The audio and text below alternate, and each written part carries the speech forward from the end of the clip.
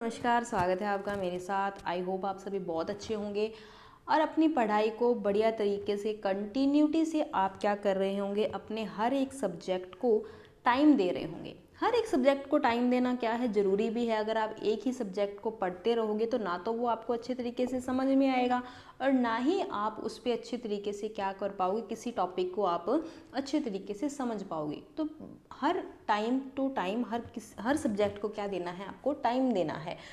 तो इससे पहले हम आज का जो टॉपिक आपने थंबनेल में देख लिया है कि हम क्या करेंगे, आपके जो मुख्य न्यायाधीश हैं उनके बारे में हम बात करेंगे। और उससे पहले आप सभी को रक्षाबंधन की बहुत बहुत शुभकामनाएं। आप सभी अपने जीवन में जल्दी से सफलता प्राप्त करें और घर वालों का, सभी का आप क्या करें, नाम रोशन करें। तो चलिए बढ़ते हैं पहले क्वेश्चन की। और आपका पहला क्वेश्चन कहता है कि भारत के उच्चतम न्यायालय के 49 नंबर के जो चीफ जस्टिस ऑफ इंडिया है वो किन्हें बनाया गया है। तो आपको सभी को पता है, चर्चा का विषय तो चल ही रहा है। तो इसका जो ये कौन बनाए गए हैं, ये आपके जो मुख्य न्यायाधीश बनाए गए हैं वो कौन बनाए गए हैं, जस्टिस उदय उमेश ललित, यानी कि कौन बनाए गए हैं, यूयूटी क्या बनाए गए हैं, यूयूएल क्या है, यानी कि उदय उमेश ललित। अब आपको पता है कि हमारे भारत देश में शॉर्टकट का ज़माना बहुत ही ज़्यादा है ना। शॉर्टकट का ज़माना है तो अपने को क्या करना है, याद करना है ऐसे ही। चलिए, ये आपके क्या हैं, ये आपके हैं यूयूएल, यानी कि उदय उमेश ललित जी क्या हैं, आपके 49 नंबर के क्या हैं, ये सीजेआई हैं, सीजेआई यानी कि चीफ जस्टिस ऑफ इंडिया। तो चलिए चलते हैं हमारे नेक्स्ट क्वेश्चन की और थोड़ी सी इनके बारे में जानकारी ले लेते हैं कि क्या है ये। 27 अगस्त को देश के 49वें न्यायाधीश के रूप में क्या लेंगे, शपथ लेंगे। इनका कार्यकाल 2 महीने 2 हफ्ते यानी कि कितना है, 75 डेज का है। सब कुछ बता भी दिया है अभी कि उदय उमेश ललित 9 नवंबर को क्या हो जाएंगे, रिटायर्ड हो जाएंगे। और आपके 15 नंबर के जो आपके क्या हैं, 15 नंबर के जो सीजीआई हैं उनकी भी घोषणा हो चुकी है। वो कौन होंगे, डी वाई चंद्रचूड़ क्या होंगे, आपके 15 नंबर के क्या होंगे, सीजीआई होंगे। उनका कार्यकाल कब तक रहेगा, यानी 10 नवंबर 2025 तक क्या रहेंगे, वो पद पर रहेंगे। तो चलिए, ये जानकारी आपको इतनी समझ में आ गई होगी। चलते हैं नेक्स्ट क्वेश्चन की। और नेक्स्ट क्वेश्चन ये आपके क्या हैं, ये आपको पता है, ये कौन है, एनवी रमना है। और ये आपके कौन है, यूयूएल, ठीक है, उदय उमेश ललित।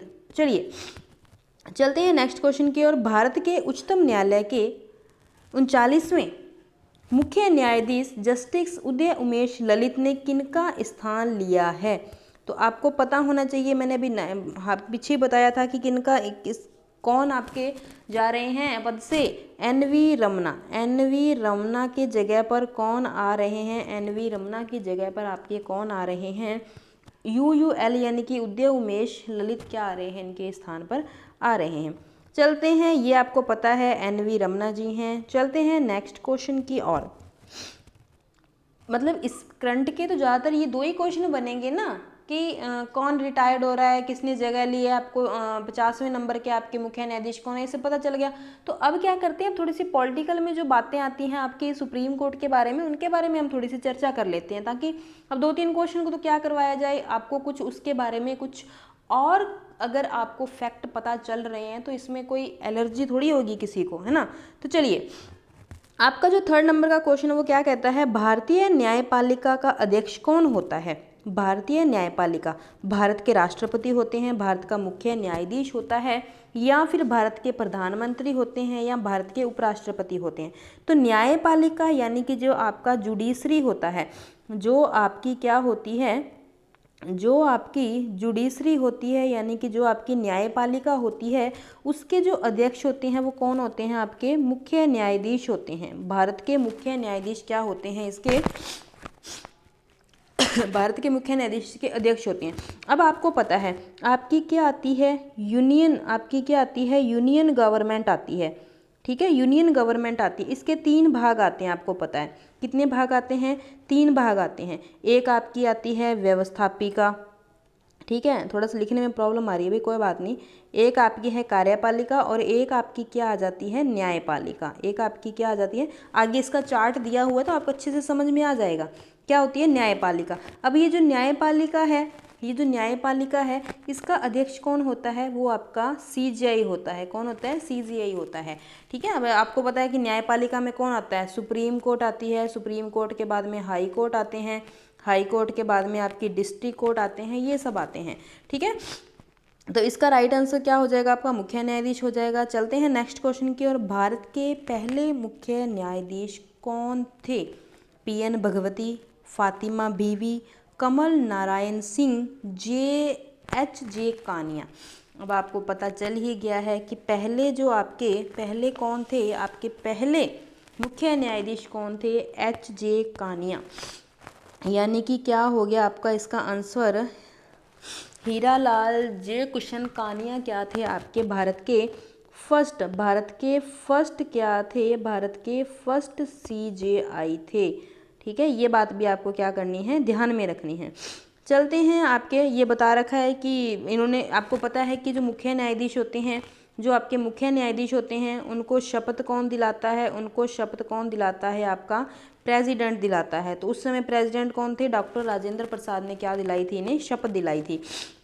अब आते हैं भारत के 47 में जो मुख्य न्यायाधीश थे वो कौन थे, काफ़ी चर्चा, मतलब इनका शरद अरविंद बोबडे। अब क्या, तो बच्चों को ऐसे अच्छे से नाम ही अच्छा लगता था, तो उस टाइम बच्चों को सभी को याद रहता था कि हाँ ये क्या थे आपके 47वें नंबर के क्या थे, मुख्य न्यायाधीश थे। ऐसे क्वेश्चन पूछा जा सकता है, इसलिए आपको इसका क्वेश्चन का आंसर बताया गया है ये भी। ठीक है, शरद अरविंद बोबडे भारत के 47वें नंबर के क्या थे, मुख्य न्यायाधीश थे। उन्होंने 18 नवंबर 2019 को कार्यभार संभाला और वह 23 अप्रैल 2021 को क्या हुए थे, सेवानिवृत्त हुए थे। क्या हुए थे, सेवानिवृत्त हुए थे। ठीक है, चलते हैं नेक्स्ट क्वेश्चन की ओर। भारतीय संविधान का कौन सा अनुच्छेद सर्वोच्च न्यायालय की स्थापना से संबंधित है। अब देखिए, इसकी स्थापना की बात करते हैं, थोड़ा सा अच्छा क्वेश्चन है, आपको कुछ हाँ सीखने को मिलेगा। तो देखते हैं हम, आपको पता है कि एक एक्ट आया था 1773 का, कौन सा एक्ट, 1773 का रेगुलेटिंग एक्ट। कौन सा एक्ट आया था, 1773 का रेगुलेटिंग एक्ट आया था। ठीक है, और इस रेगुलेटिंग एक्ट के दौरान 1774 में किसकी स्थापना की गई थी, सुप्रीम कोर्ट की स्थापना कहाँ की गई थी, कलकत्ता के अंदर की गई थी। इतनी बात आपको याद रखनी है कि अगर आपसे अधिनियम पूछा जाए, एक्ट पूछा जाए, तो आपका 1773 का एक्ट आएगा, और आपसे इसका पूरा अगर प्रॉपर ईयर पूछा जाता है तो 1774 के अंदर क्या की गई थी, आपकी सुप्रीम कोर्ट की स्थापना कहाँ की गई थी, पहली बार कलकत्ता में की गई थी। उस समय इसका जो नाम होता था वो क्या आता था, वो आता था अपेक्स कोर्ट। क्या आता था, अपेक्स कोर्ट इसका नाम आता था। ठीक है, अब देखिए, अब क्या हुआ, फिर आपका एक अधिनियम आया था 1935 का अधिनियम।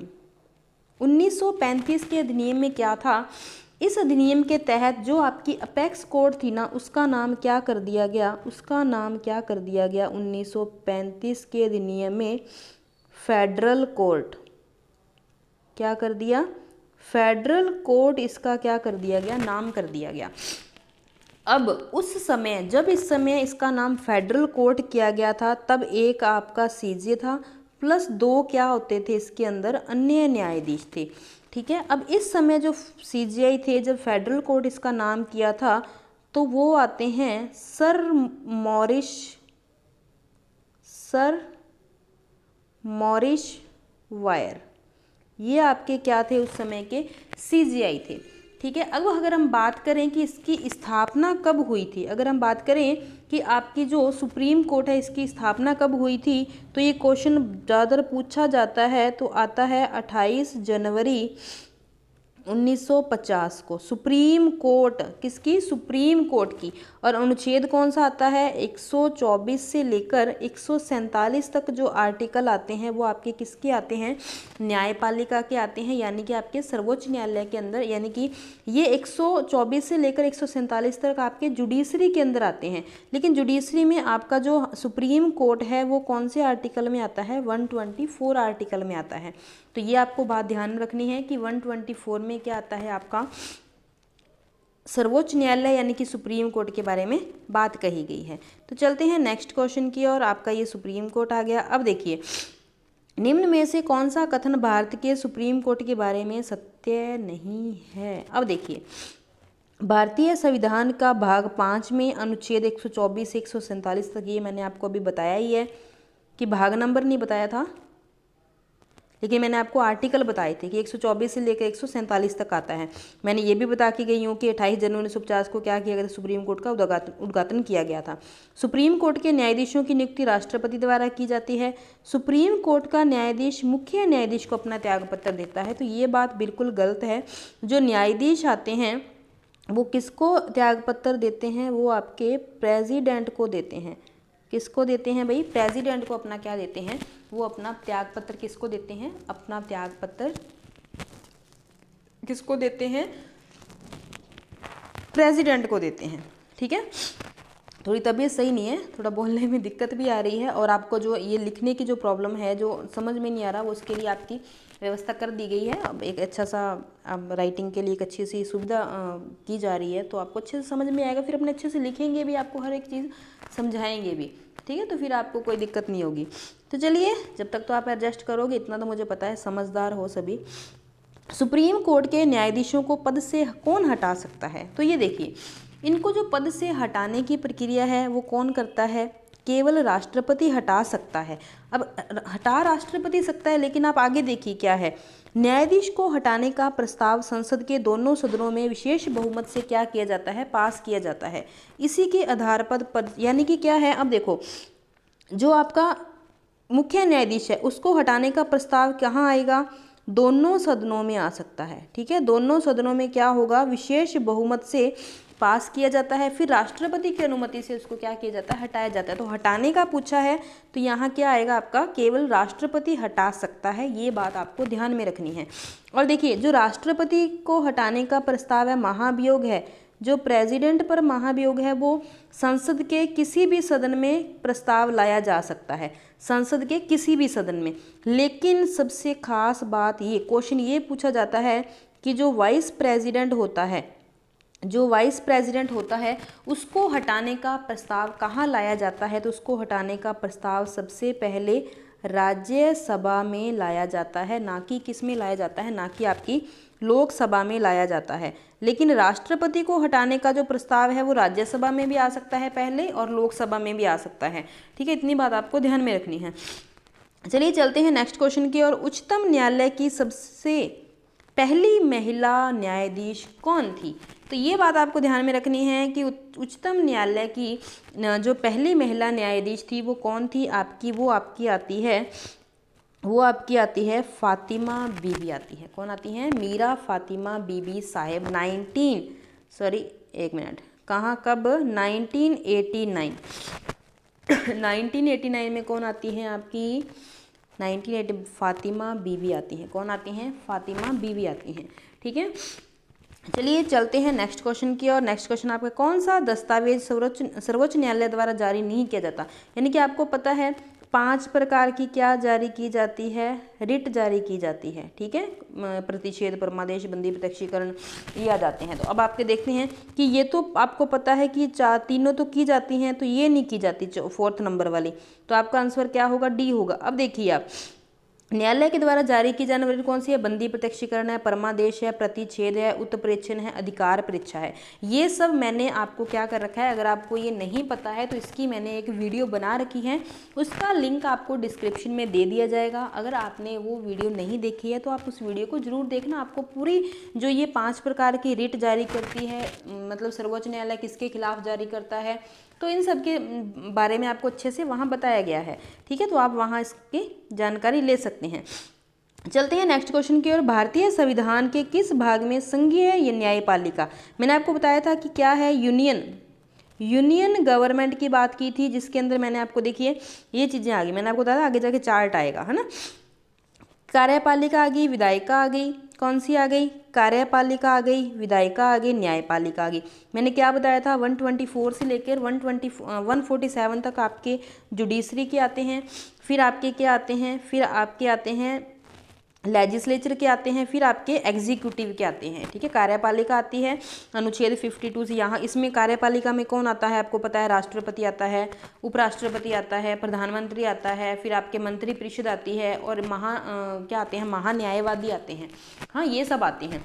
और विधायिका में कौन आता है आपको पता है, विधायिका में कौन आती है, संसद आती है, संसद में लोकसभा, राज्यसभा और राष्ट्रपति आते हैं। फिर न्यायपालिका में कौन आता है, न्यायपालिका में आपके supreme court, high court, district court, ये सब आते हैं। लेकिन ठीक है, ये नीचे कार्यपालिका का दिया हुआ भाई, ये पढ़ लेना आप, ठीक है। ये नीचे ये दिख ही रहा है आपको, कार्यपालिका की ये चीज़ क्या दी हुई है, सारी दी हुई कि कार्यपालिका में कौन कौन शामिल होता है, ठीक है। चलिए चलते हैं, तो आपको इसका आंसर पता चल गया कि कौन सा आंसर आएगा, इसका बी आंसर आएगा। इसका भाग नंबर 5 में क्या है, सभी का वर्णन किया गया है। आपका नेक्स्ट क्वेश्चन आता है, सर्वोच्च न्यायालय में न्यायाधीश नियुक्त होने के लिए व्यक्ति को कम से कम कितने वर्ष न्यायालय का एडवोकेट होना जरूरी है। अब देखिए, जो अन्य न्यायाधीश है, ठीक है, अन्य न्यायाधीशों के लिए अन्य न्यायाधीशों में वरिष्ठ होना चाहिए। जो मुख्य न्यायाधीश है ना, वो तो अन्य न्यायाधीशों में वरिष्ठ होना चाहिए, ठीक है। अब देखिए क्या क्या इसके अंदर प्रावधान आते हैं। एक तो आपको पता ही है, टैगलाइन चलती है, भारत का क्या होना चाहिए, भारत का नागरिक होना चाहिए। दूसरा क्या है, किसी हाई कोर्ट में कम से कम कितने वर्ष, 5 ईयर, 5 वर्ष न्यायाधीश पद पर रहा हो, ठीक है। या क्या हो, या वो क्या हो, 10 ईयर तक हाई कोर्ट में क्या रहा हो, हाई कोर्ट में आपका क्या रहा हो, एडवोकेट रहा हो। ये आपकी क्या आती हैं, ये 2 बातें आती हैं कि क्या होना चाहिए हाई कोर्ट में, अगर वो हाई कोर्ट में वकील रहा है, अगर वो हाई कोर्ट में एडवोकेट रहा है तो कितने वर्ष होना चाहिए, कम से कम 10 वर्ष। अगर वो हाई कोर्ट में क्या रहा है, न्यायाधीश रहा है, तो कितने वर्ष, कम से कम 5 वर्ष होना चाहिए। कम से कम कितने वर्ष पूछे, एडवोकेट पूछा है ना, ये एडवोकेट पूछा है, तो एडवोकेट क्या हो गया, वकील हो गया, तो यहाँ आंसर आएगा 10 वर्ष। तो उसी हिसाब से आपको क्या देना है, इसका आंसर देना है। अब देखिए, इसकी जो नियुक्ति का प्रावधान है वो 124 के सब क्लॉज 3 के अंदर क्या दिया गया है, इसका प्रावधान दिया गया है कि कौन से आर्टिकल में इसका प्रावधान है। तो आपको ध्यान रखना है, 124 के सब क्लॉज 3 में इसका क्या दिया गया है, ये एडवोकेट, इसकी नियुक्तियों के बारे में कौन, मतलब ये इसकी योग्यताओं के बारे में दिया गया है। अब आपको पता है त्याग पत्र किसको देते हैं, मुख्य न्यायाधीश का जो वेतन आता है। अब बात कर लेते हैं थोड़ी सी आगे चल के, क्वेश्चन आपके खत्म हो चुके हैं। अब देखिए, मुख्य न्यायाधीश का जो वेतन आता है वो 2,80,000 आता है, ठीक है। और अन्य न्यायाधीश होते हैं, उनका वेतन आता है 2,50,000, ठीक है। 2,50,000 इनका क्या होता है, वेतन होता है। 2,80 और 2,50 इनका क्या होता है, वेतन होता है, ठीक है। ये बात आप सबको इतनी पता होगी, अब अच्छे से आपको समझ में आ भी गया होगा कि क्या क्या हमने पढ़ा है। आपको ये ध्यान रखना है कि अगर 49 नंबर के पूछे तो UUL, उदय, उमेश, ललित। 15 अगर आपके 50 नंबर के पूछे तो चंद्रचूड़ आ जाएंगे। ये भी आपको बता दिया है, ये सारी जानकारी आपको क्या कर दी है, ऊपर बता दी गई है, ठीक है, ऊपर बता दी गई है। तो अगर आपको वीडियो अच्छी लगी हो, मैंने पिछले क्वेश्चन में भी आपसे क्वेश्चन पूछा था, जब मैंने आपको कॉमनवेल्थ जो गेम्स हुए थे उस क्लास के अंदर मैंने आपको एक लास्ट में क्वेश्चन पूछा था, उसका भी आप जवाब दिया करो क्वेश्चन में। अगर आपको नहीं भी आ रहा है तो आप क्या किया करो, उसको सर्च करके भी दे सकते हो। मैंने क्या बताया था, अगर आप किसी चीज़ का आंसर सर्च करके दोगे तो वो आपके दिमाग में दोबारा कभी सर्च करने की ज़रूरत ही नहीं पड़ेगी। आपको बहुत अच्छे तरीके से, करंट अफेयर एक ऐसी चीज़ है जो आपको एक बार पढ़ा, ठीक है, 2 बार अगर पढ़ लेते हो तो वो आपको, अगर आप ऑप्शन देख लेते हो तो आपको दिमाग में वो चीज़ सेट हो जाती है, तो दोबारा सर्च करने की आपको ज़रूरत भी नहीं पड़ेगी। तो जैसे आपको जो क्वेश्चन पूछे जाते हैं उनका आप अच्छे से जवाब दिया करो, ताकि क्या है मतलब थोड़ा सा अच्छा लगता है कि जब जवाब देते हो। कोई दिक्कत नहीं है, वैसे कमेंट आते हैं, अच्छी बात है, लेकिन आप क्वेश्चन का आंसर दोगे तो ज़्यादा अच्छा रहेगा, ज़्यादा बेटर रहेगा उस चीज़ में। तो अगर आपको वीडियो अच्छा लगा तो वीडियो को शेयर भी करें, अगर फर्स्ट टाइम कोई मेरी क्लास देख रहा है तो चैनल को सब्सक्राइब भी करें, ताकि आपको क्या है नई नई वीडियो जो भी आए उसका आपको नोटिफिकेशन क्या हो जाए, अवेलेबल हो जाए। ठीक है, मिलते हैं नेक्स्ट क्लास में, तब तक के लिए खुश रहिए, हंसते रहिए, मुस्कुराते रहिए।